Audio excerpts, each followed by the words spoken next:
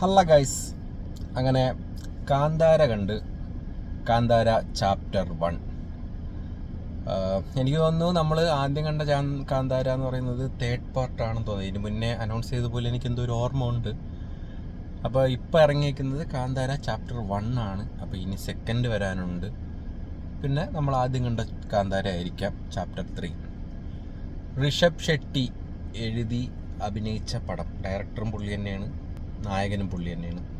പടത്തിലോട്ട് വരുമ്പം നമ്മൾ പടത്തിൻ്റെ സ്റ്റാർട്ടിങ് ഫസ്റ്റ് ഹാഫ്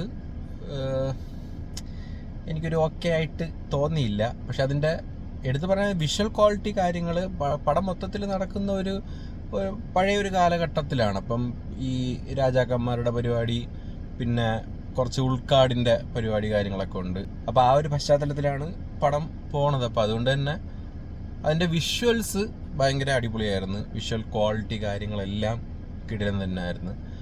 പിന്നെ നായകൻ്റെ പെർഫോമൻസ് അടിപൊളിയാണ്. പുള്ളിയുടെ സ്ക്രീൻ പ്രസൻസ് ആദ്യം മുതലേ കാണിക്കുമ്പോൾ തന്നെ പുള്ളിയുടെ സ്ക്രീൻ പ്രസൻസ് ഒക്കെ ഭയങ്കര അടിപൊളിയായിരുന്നു. പിന്നെ ഫൈറ്റ് സീൻസ് കൊള്ളാം. പിന്നെ മെയിൻ ഒരു കാര്യം എന്ന് പറയുമ്പോഴത്തേക്ക് കൂടുതലും ഈ മൊഴിമാറ്റ ചിത്രങ്ങൾ വരുമ്പോൾ ഞാൻ മാക്സിമം തമിഴിലാണ് കാണാനായിട്ട് ഞാൻ മാക്സിമം നോക്കണത്. കാരണം കുഞ്ഞുനാൾ മുതൽ നമ്മൾ ഈ തെലുങ്ക് പടങ്ങളൊക്കെ കാണുമ്പോഴത്തേക്ക് അത് കൂടുതലും തമിഴിൽ കാണുമ്പോഴാണ് നമുക്ക് കുറച്ചും കൂടെയൊക്കെ ഒരു സിങ്ക് തോന്നണത്. അതുകൊണ്ട് ഈ പടവും ഞാൻ തമിഴിലാണ് നോക്കിയത്. പക്ഷേ നമുക്കിവിടെ തിരുവനന്തപുരത്ത് തമിഴിന് തിയേറ്റർ വളരെ കുറവാണ്. ടൈമിങ്ങും കാര്യങ്ങളൊക്കെ ഇച്ചിരി ബുദ്ധിമുട്ടായിരുന്നു. തിയേറ്റർ കുറവായതുകൊണ്ട് തന്നെ ടിക്കറ്റ് കിട്ടാനുള്ളൊരു ബുദ്ധിമുട്ടുണ്ടായിരുന്നു. അതുകൊണ്ട് മലയാളത്തിലാണ് ടിക്കറ്റ് എടുത്തത്. അപ്പോൾ ഇനി മലയാളം ആയതുകൊണ്ടാണോ എന്നെനിക്ക് അറിഞ്ഞൂടാ. ഫസ്റ്റ് ഹാഫിൽ കുറച്ച് നമുക്കൊരു ഉറക്കം ഫീലൊക്കെ തോന്നി. പിന്നെ ഞാൻ പറഞ്ഞ ഈ വിഷ്വൽ ക്വാളിറ്റിയൊക്കെ അടിപൊളി ആയതുകൊണ്ട് നമ്മളിങ്ങനെ മിക്സായിട്ടുള്ളൊരു കൺഫ്യൂഷനിലായിരിക്കും. ഒരു ഉറക്കമാണോ, പക്ഷെ കൊള്ളാമോ, അങ്ങനത്തെ ഒരു ഡൗട്ട് വരും. പക്ഷേ വിഷ്വൽ ക്വാളിറ്റിയൊക്കെ അടിപൊളി ആയതുകൊണ്ട് നമ്മളിങ്ങനെ അങ്ങനെ ഒരു നിശ്ചലമായിരുന്നിങ്ങനെ കണ്ട് പോവേണ്ട ഒരു അവസ്ഥയാണ് ഫസ്റ്റ് ഹാഫിൽ. പിന്നെ കോമഡീസ് ഉണ്ട്. കോമഡീസ് ഒന്നും അങ്ങോട്ട് എനിക്കത്ര ഒരു കുറേയൊക്കെ മറ്റേ കോമഡിക്ക് വേണ്ടി ചെയ്ത പോലത്തെ പരിപാടിയും, പിന്നെ ഈ BGM ഒക്കെ വരും. കുറേ കോമഡി BGM ഉണ്ടല്ലോ. കോമഡി പറയാൻ നേരത്ത് അതാ കോമഡി വരാൻ പോവുകയാണ് എന്നറിയിക്കാൻ വേണ്ടി കുറേ കോമഡി BGM ഒക്കെ ഇട്ട് അങ്ങനത്തെ ഒരു പരിപാടിയാണ് കുറച്ച് കാലം മുന്നേ ഉള്ളൊരു പടത്തിൻ്റെ. അതായത് കുറച്ചും കൂടെയൊക്കെ ടിപ്പിക്കലി നമ്മൾ കണ്ട പഴയ പടങ്ങളിലൊക്കെ കണ്ട പോലത്തെ കുറച്ച് കാര്യങ്ങൾ അങ്ങനെയൊക്കെ വരും.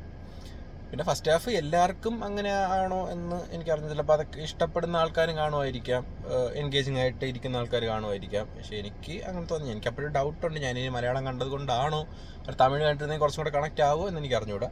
അങ്ങനെ ഫസ്റ്റ് ഹാഫ് കഴിഞ്ഞ് പടം ഇൻ്റർവെല്ലിൽ അത്യാവശ്യം ഓക്കെ ആയിരുന്നു. ഇൻ്റർവെല്ലിൻ്റെ സീനൊക്കെ കൊള്ളാം. അത് കഴിഞ്ഞ് സെക്കൻഡ് ഹാഫ് ഒരു കുറച്ചങ്ങോട്ട് കഴിയുമ്പം മുതൽ പടം വേറൊരു വൈബിലോട്ടങ്ങ് മാറും. സത്യം പറഞ്ഞാൽ നമുക്ക് കാന്താര ഫസ്റ്റ് കണ്ടവർക്ക് തന്നെ അറിയാം, ഇതൊരു ഒരു ഡിവോഷണൽ ആയിട്ടൊക്കെ ഉള്ളൊരു പടമാണ്. ഒരു ദൈവികതത്വ പരിപാടിയൊക്കെയാണ് പടത്തിൽ പിടിച്ചേക്കണത്. ആ ഒരു കാര്യത്തിലോട്ട് നമ്മളങ്ങ് എത്തും. കാരണം നമ്മളങ്ങ് വേറെ ഏതോ ഒരു ലോകത്ത് പോയി നമുക്ക് ആ ഒരു ഡിവോഷണൽ പരിപാടിയുടെ ആ ഫുൾ വൈബ് നമുക്ക് കിട്ടും. സത്യം പറഞ്ഞാൽ അവിടെ ക്ലൈമാക്സിലോട്ടൊക്കെ അടുക്കുമ്പോഴത്തേക്ക് പിന്നെ കുറേ പരിപാടിയുണ്ട്. ഇത്തിരി ബിഗ് സ്കെയിലാണ് പടം. അതിനകത്ത് ഒരുപാട് പരിപാടികളുണ്ട്. പിന്നെ ക്ലൈമാക്സ് ഇടയ്ക്ക് നമ്മൾ സെക്കൻഡ് ഹാഫിൽ ചെറിയൊരു ബാഹുബലിയുടെ ഓർമ്മപ്പെടുത്തലും കാര്യങ്ങളൊക്കെ വരും.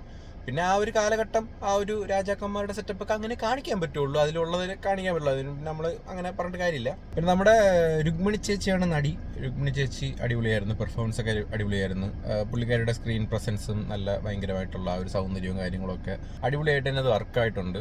പിന്നെ നമ്മൾ ജയറാം എനിക്ക് തോന്നുന്നു കുറേ കാലത്തിന് ശേഷം ഈ അന്യഭാഷയിലൊക്കെ പുള്ളി മാക്സിമം വന്നിങ്ങനെ സൈഡ് റോളോ അല്ലെങ്കിൽ കോമാളിയൊക്കെ ആയിട്ട് നിൽക്കലാണ് പതിവ്.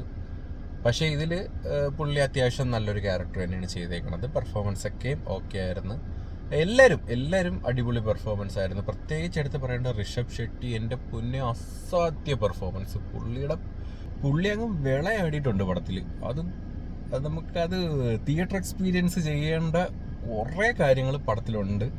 ഉറപ്പായിട്ടും ഈ പറഞ്ഞതുപോലെ നമ്മൾ ആ ഒരു സെക്കൻഡ് ഹാഫിലൊക്കെ വരുമ്പോഴത്തേക്ക് നമ്മൾ അങ്ങ് പടത്തിലോട്ട് അങ്ങ് ലയിക്കും. ആ ഒരു ആ ഒരു വൈബ് നമുക്ക് പടത്തിൽ തരാൻ പറ്റിയിട്ടുണ്ട്. പിന്നീട് ഞാൻ പടം കണ്ടു കഴിഞ്ഞതിന് ശേഷം ഞാൻ ചിന്തിച്ചായിരുന്നു, മറ്റേ ഈ കാഞ്ചന എന്ന് പറയുന്ന ഒരു പടമുണ്ട് തമിഴില്. അപ്പൊ ആ പടത്തില് അതിന്റെ എല്ലാ പാർട്ടിലും ക്ലൈമാക്സിലോട്ട് വരുമ്പം ഈ ഒരു ഡിവോഷണൽ പരിപാടിയാണ് പിടിക്കുന്നത്. അപ്പൊ അതില് ഒരുപാട് ബഹളം ആയിട്ടൊക്കെയാണ് അവിടെ വരുന്നു, ഭയങ്കരപ്പെട്ടൊരു കാര്യത്തിലൊക്കെയാണ് ആ പടത്തിന്റെ ക്ലൈമാക്സ് വരുന്നത്. അത് നമുക്ക് കുറെയൊക്കെ എന്താണ് ഒരു ഭയങ്കര ഒരു ബഹളവും കാര്യങ്ങളൊക്കെ ആകുമ്പോൾ നമുക്ക് ഇച്ചിരി ഒരു ഡിസ്റ്റർബൻസ് കാര്യങ്ങളൊക്കെ തോന്നും. പക്ഷേ ഈ ഒരു പടത്തിലും അങ്ങനത്തെ കുറെ ഇച്ചിരി ഒരു ബഹളം പരിപാടി ഉണ്ട്. പക്ഷെ എന്നിരുന്നാൽ പോലും നമുക്ക്, ഞാൻ പറഞ്ഞില്ലേ, നമ്മൾ അതിലോട്ടങ്ങ് ആയിപ്പോവും.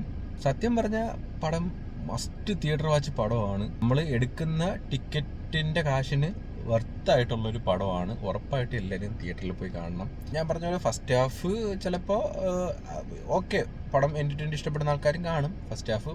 പക്ഷെ എനിക്ക് അങ്ങനെ കുറച്ച് ഫസ്റ്റ് ഹാഫ് അത്ര ഒരു ഇത് തോന്നിയില്ല.